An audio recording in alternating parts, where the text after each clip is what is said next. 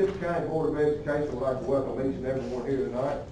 And also everyone, a Merry Christmas and a Happy New Year before everybody leaves. And if you would, let's please stand and say the pledge of allegiance and stand up all the time. I pledge allegiance to the flag of the United States of America and to the republic for which it stands, one nation, under God, indivisible, with liberty and justice for all.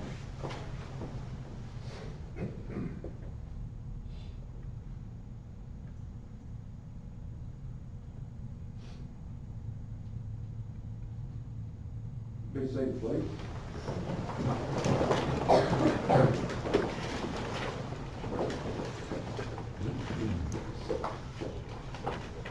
Do we have a motion to approve the agenda as presented? Motion by Mr. Davidson, second by Mr. Joyner. All those in favor, let it know, saying aye. Aye. Opposed, no. Motion passed. Are there any additions to the agenda? Any groups or petitions here? Next item is the consent agenda. Would anyone like to remove any item for discussion? If not, then we'll have a motion to approve. Motion by Mr. Clark, second by Ms. McCarthy. All those in favor, let it be known by saying aye. Aye. Opposed, no. Motion passed. Dr. Byrd, Director of Instruction, report. Thank you. Before I start, I'd like to say welcome. We have several students from Brighton High School, FCCLA here tonight, so we'd like to welcome all of them. Hope they learn a lot about how the board works. Tippecanoe County Schools was recognized today as a 2019 Top Workplace. This is our fourth consecutive year to receive that recognition by the Commercial Appeal, and I know that Dr. Combs and Dr. Fisher would agree that this award is special to us because it's based on feedback from our employees. And so we were really excited today, and we appreciate their responses in recognizing our district as a top workplace. The district level Teachers of the Year, I know that I emailed that to you all a couple of weeks ago, but wanted to recognize them publicly at tonight's meeting. We will be recognizing and celebrating them at the February principals meeting, and I'll send out some invitations a little closer to that date. But we want to congratulate Brandy Jones from Austin P. She will represent grades pre-K through 4. J.R. Rock from Munford Middle School, representing grades 5 through 8. And Missy Hammond, or Claire Hammond, from Munford High School, is the 9 through 12 District Teacher of the Year. So again, congratulations to those teachers. And Mr. Benson asked me about this before the meeting. We are going to take another group picture of all of our school level Teachers of the Year, and we'll be swapping our billboard out within the coming weeks. We don't have an estimated time of completion on that, but we will be getting it done. And then the last thing I have, we want to introduce 2 new administrators in the district who will be starting at the beginning of January. The new principal at Drummond's Elementary is Ms. Shelley Goff. She is the assistant principal right now, for a few more days anyway, at Crestview Middle School. And then replacing Ms. Goff, we have Kyle Simmons, who currently teaches special ed at Drummond's Elementary. And we'll be making that transition after the new year. That's all I have, unless someone has questions. Thank you, Dr. Byrd. Director of Operations, Dr. Fisher. Good evening. Hey. Recently, there have been several incidences of bullying that have been shared in the news media. And so I wanted to share with you tonight, because of course we know that bullying is a very serious issue and we do take it very seriously. Our staff is trained on bullying each school year, including our teachers, our non-certified staff, as well as our bus drivers. This training includes awareness as well as prevention techniques and the signs of bullying. We definitely want to provide a safe, nurturing, learning environment for all of our students. And so teachers and staff are always to provide supervision for all of the students. That's one of the key points that our administrators lead with. But at the school level, there are several things that are going on. We have classroom instruction that is going on at the beginning of school because we have a bullying policy. So our classroom teachers are responsible for making sure that our students are aware of those policies. Of course, we have our elementary, our guidance counselors, our social workers who work throughout the school year. We provide character education classes. We have peer mediation. We have conflict resolution, as well as restorative practices that all of our staff is guided on. We have the healthy lifestyle choices curriculum, and many aspects of the curriculum address bullying relationships. So just want to make sure that you are very aware of that, and of course, individually, if there are students that need to have bullying addressed, that is done through our schools with teachers, administrators, as well as guidance counselors and social workers as well. So that's just a brief overview, but I did want to make you aware of some of the different things that we are doing here in the school system. We will not turn our backs on students who have been victims of bullying. And at the same time, we don't want to ignore the students that have bullied others. And so, support is definitely at the root of anything that we need to do here at the school system, so we take that very seriously. Dr. Bishop, sound like you're doing some great things, along that way, and I'm glad to know that. What about cyberbullying? Yes, sir, we do, and we address it within the same way. We have a policy that addresses it, and our school administrators as well have to address that as well as our pupil services director, Mr. Fields, who is here tonight. That's one of the things that he has to address as well. Our SROs assist us with that, and the school administrators have to stay up on what's going on. We also educate our parents through Parent University. We just had one at Brighton Middle School, and that's where parents are invited in, and cyberbullying is one of the topics that they had. And so we do try to make sure our parents are aware, as well as the students, of cyberbullying, how, how important it is that they know the aspects of using their cell phone in the appropriate way, and computer, I'm sorry. All right. Any other questions? Thank you. In your packets, we did place an invitation next Friday, December 20th. You were invited to our Christmas fellowship breakfast. It's gonna be held at 9 a.m. We all come together. It's a great time of fellowship. It's a very special day for me because it's my birthday, so so please come out and join us. And Mr. Wallace is gonna come. Thank you, Dr. Fisher, has a great report on bullying. I'm glad to know that we're doing what we're doing. Yes, sir. And taking care of it. Thank you. You're welcome. Thank you. You're welcome. Good evening. Seven high school concession stand, bid results. Of course, y'all know that, we did this project once before, which had 3 phases on it, one of which was a concession stand, the other was existing field house, and the home gym. So, y'all remember those bids come in at $2.1 million. And we decided to go one phase at a time. Of course, we decided to go with the concession stand first. I had to print out the print a little larger where I could see it. Y'all have the bid tabs there. And I'll go in order with the bids that were turned in. Castle Black was $553,418. D&C Construction was $519,800. Murphy and Son was $588,000. And Wagner General Contractors was $569,780. That's still coming out to over $300 a square foot.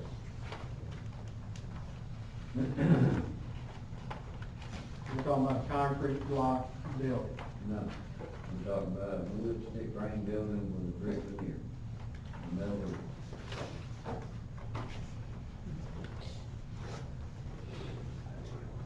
Now, we have the architect, Jeff Eakes, here tonight too. You know, if you have any questions that you want to ask him about construction as well. I have a question. What other options do we have, Dr. Combs, or Mr. Wallace, do y'all have a recommendation, or I think maybe Dr. Combs might want to address this? Sure, I mean, we've actually had multiple discussions, and, you know, just talking to Mr. McLean, and, we've been trying to keep him in the loop, because I also know that, you know, Covington's sitting down there and they want to see something, and I don't blame them. You know, we've been talking about this for a while and trying to get it done for them. There's been multiple hoops to jump through between zoning and number of restroom facilities we have in the building, and we've tried to jump through every one of those hoops as they come. So you know, I don't blame them, I just wanna know something too. And so that's kind of where we are. The board approved back 3 years ago, whatever it was, about $600,000 for this project. We've already spent about 80 to 90,000 on plans and those kind of things through A2H. If we went with even the lowest bid here at 519,000, now this also includes some electric work that would be kind of preemptive, things that would help whenever we do, move forward with the phase 2 or whatever, so that is included in here. But if we use that 519,000, I mean, that's basically all money. And so, one of the things that we're looking at is, are there any other ways that we can do that? Actually, we're gonna speak with the comptroller and some other people and see if there's ways we can do this and get some more local bids in, and not have to be beholden to only these folks that are putting these bids in for us. Because frankly, we talked about this, they're not having a hard time finding work right now. And so they're able to put these big, huge prices out here, for folks to pay. And with that $519,000 goal, it shouldn't be more than about probably $250,000 to do this thing. And then that'd be another $250,000 that we could put into more of their facility at Covington High and do some more things that we need to do, for the rest of the process.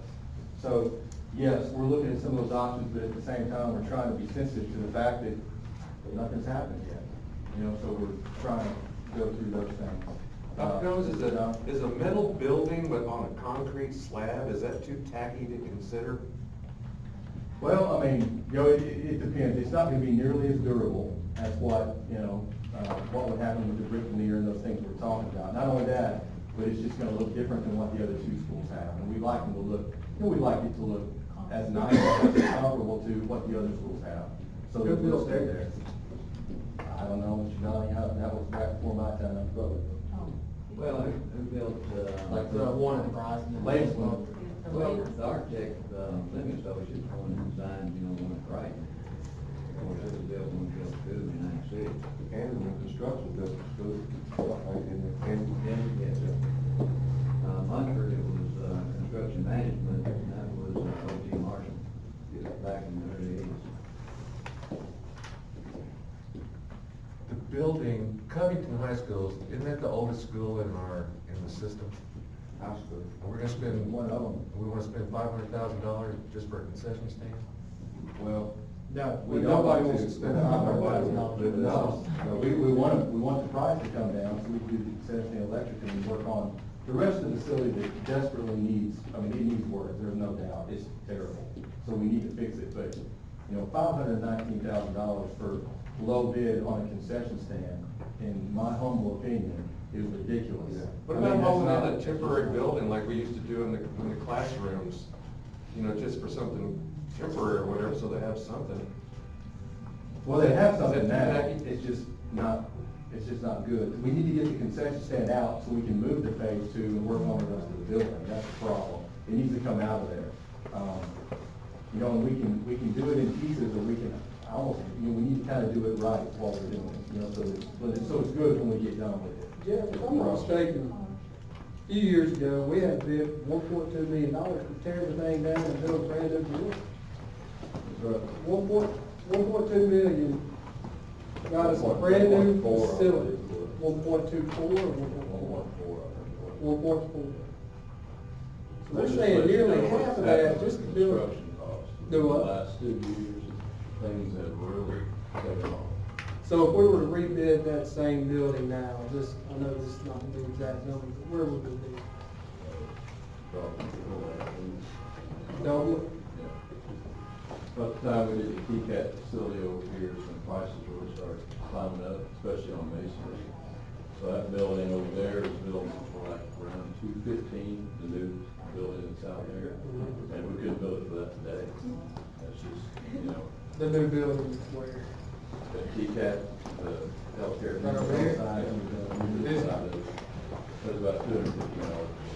Okay, I didn't know what 215 is. Yeah, I'm sorry, 215 is square foot. And what do we determine that to be, John? That's, for the $519,000 bid, that's about $320-something per square foot, which is unbelievable. We're talking about building a box. Yeah. I mean, we're talking Oh, about. yeah. I mean, you can go to, Examples, we Buy a built- double wide mobile home for less than $100,000. you can go to go out there to Rockview and build it for $120 a square foot.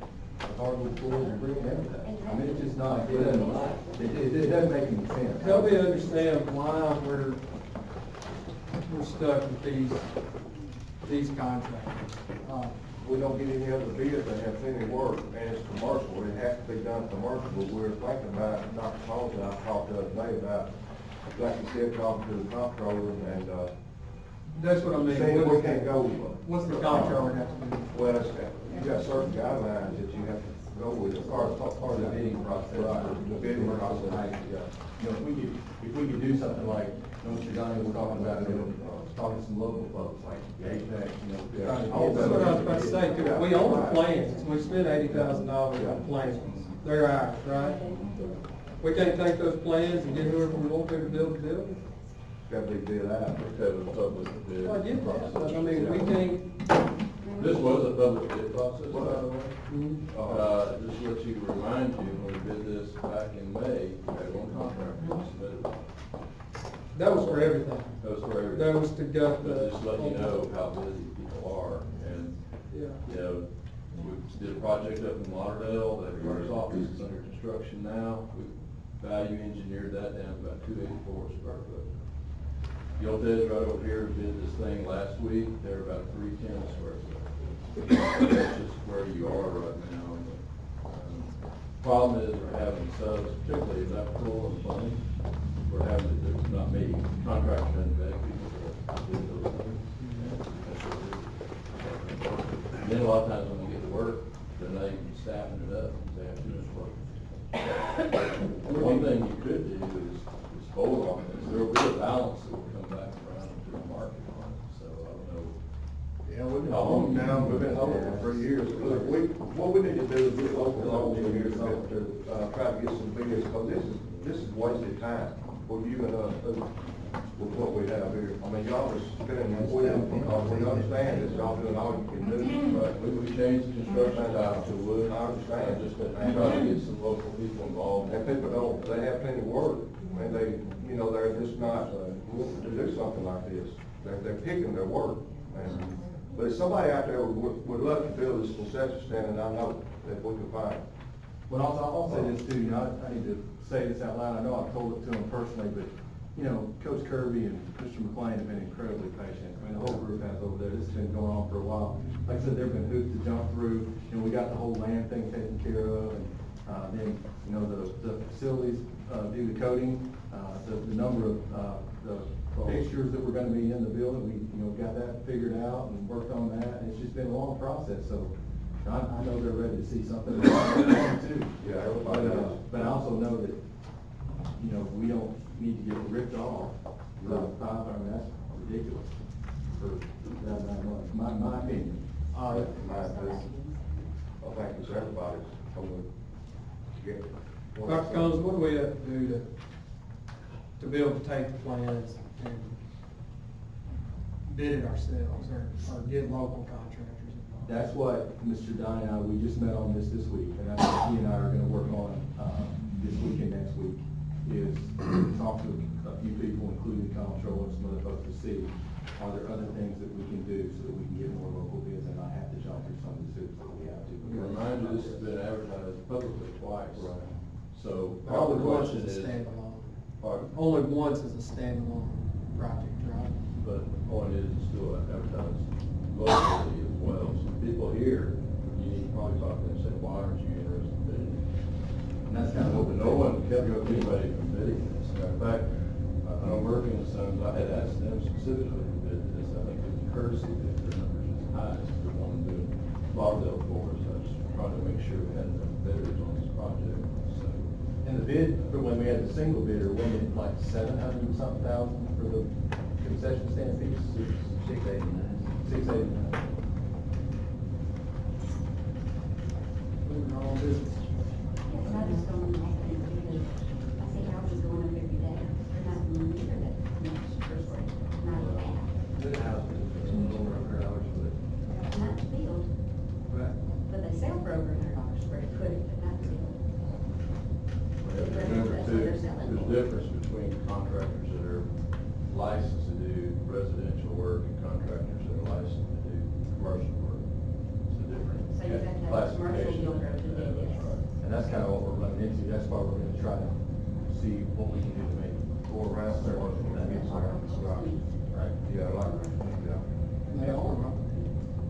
They did these murders. We're just gonna approach the folks individually, I think. I mean, my opinion is that, you know, y'all take this under advisement, and let Mr. Downey and I work on this a little bit, see if we can, because we need to do something, and we need to do something before football season starts again, so we can have something done. There's another option you can do, you can hire a construction manager, and he would bid out to all of those subs. So, Henson Construction, we've done a lot with them, and several people sheltered with them. The grant process is one that comes to mind, I don't know who else is up in this area, but you could become your own contractor, basically, to do that. You hire someone, you just pay them a fee, just like you did us, and then they're doing everything else, and they know if they don't get like the numbers, and they go over the electric again, and bring more subs in there to do that, so. I thought he was standing right next to you. He's not available, but I've actually, we discussed that, but I think his plate's full, so we're, you know, he's doing what he's. That's why I mentioned hiring a construction manager. So we've heard Dr. Cole say we need to, really, his suggestion is to take this under advisement, let he and Donnie work it out the next couple of weeks and see what they come up with, that we can maybe move forward on besides commercial, after they talk to some higher ups to be, you know, see what we can do legally to keep this thing going. That's right, direction. That's right, Commissioner. We need to talk to the attorney, right, with the state controller, and see exactly what we can do. Right, of course. One advantage I think Tiffany County has is, you know, about 4 or 5 years ago, we recommended to the county executive that we get our own contractor license. Tiffany County does have its own general contractor license. This is a plus, you know, getting this out. My recommendation is the same as Dr. Coleman, is just take it under advisement and see what we can do. I definitely wouldn't go with, $400 with the building. Not on something, don't use This doesn't even, 10 times a year. this doesn't get our kids in a safer environment. Our kids are still working out in buildings that are not in good shape. Or got you repairs and So, I mean, if we blow the entire budget on this, they're not gonna get anything better to work out. Does anybody have any other questions for Mr. Wallace? Thank you, Mr. Wallace, y'all through with your report? We are. Okay. Thank you. All right, thank you. Thank you.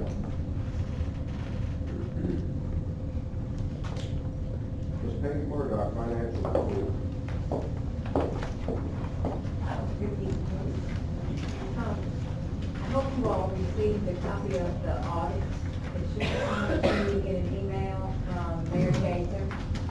If you didn't get one, let me know that you didn't, and I'll email you not. You did not?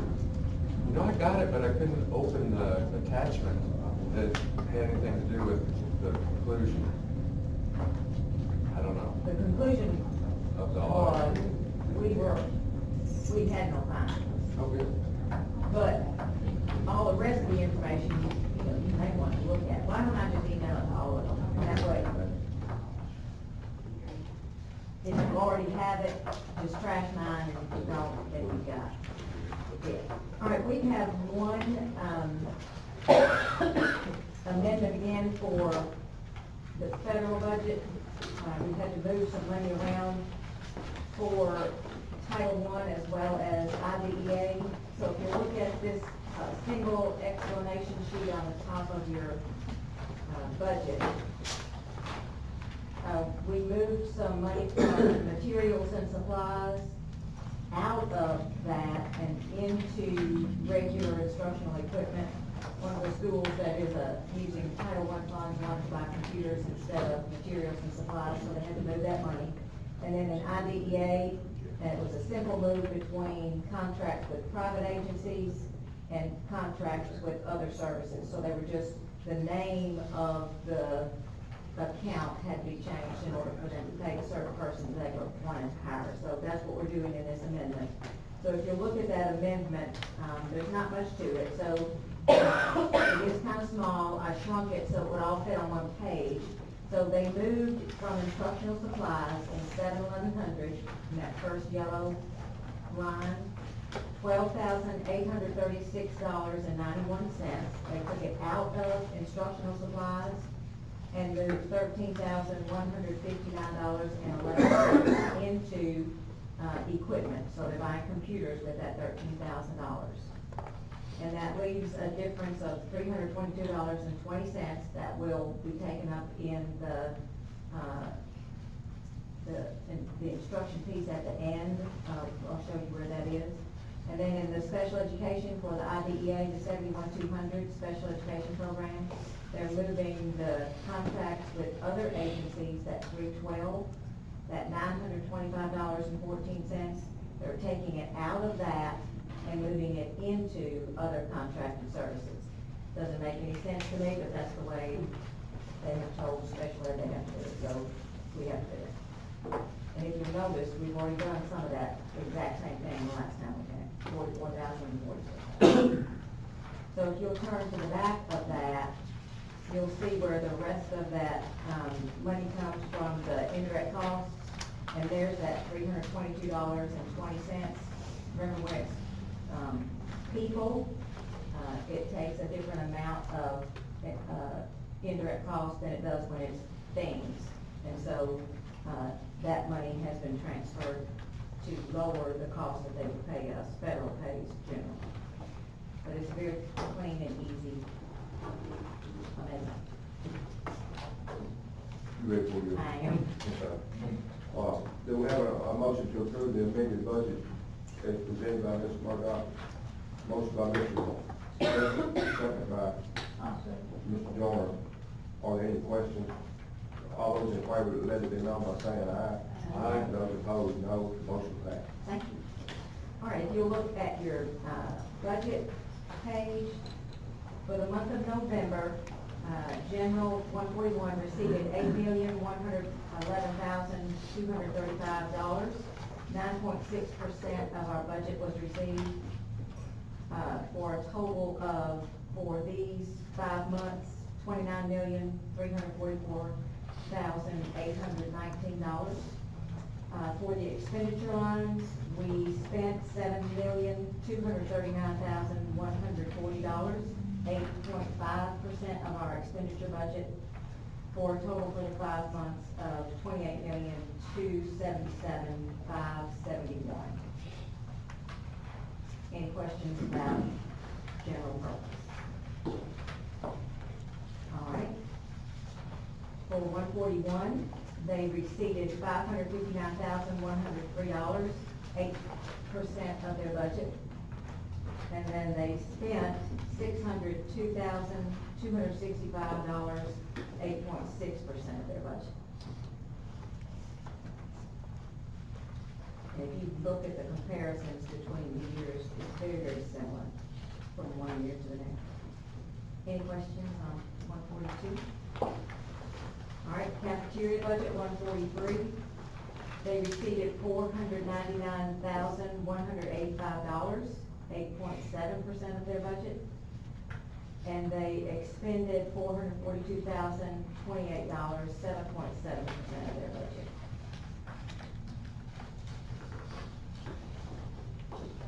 Question on cafeteria. And on the capital project, the 177, of course, we have received no money.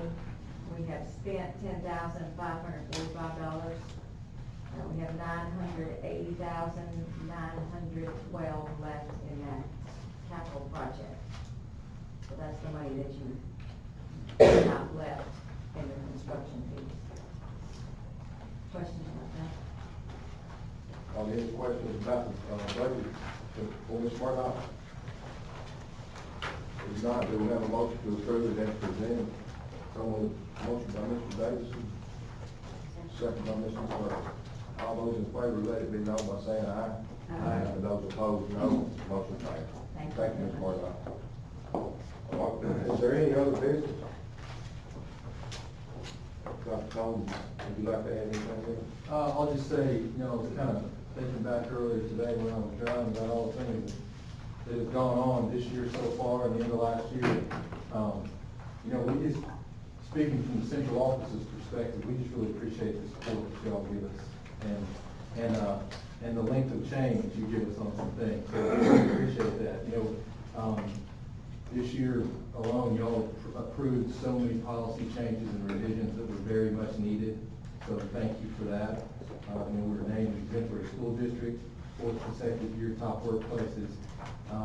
And we're proud of that. We're thankful that we have that here, but we're also appreciative to y'all that, you know, you let us have the you know, the freedom, so to speak, so that we can work on some stuff and get some things right for kids. So thank you, and Merry Christmas. Yeah, and we appreciate all of y'all and the central staff, office staff, and faculty all the way down for an excellent job. Hey, y'all make our job easy. So we're grateful to have y'all on board. Everyone, and again, everyone have a Merry Christmas and a Happy New Year. And we'll have another meeting next year. We're not gonna have another one. Mr. Shipper. Thank you, Marty. As Dr. Combs will tell you, he's caught me in the deer stand a couple of times. But he gave me a lot of time to look at some information about our school district. And I am really proud of our school district, Dr. Combs. He is humble and won't tell you. But out of the some 142 school districts,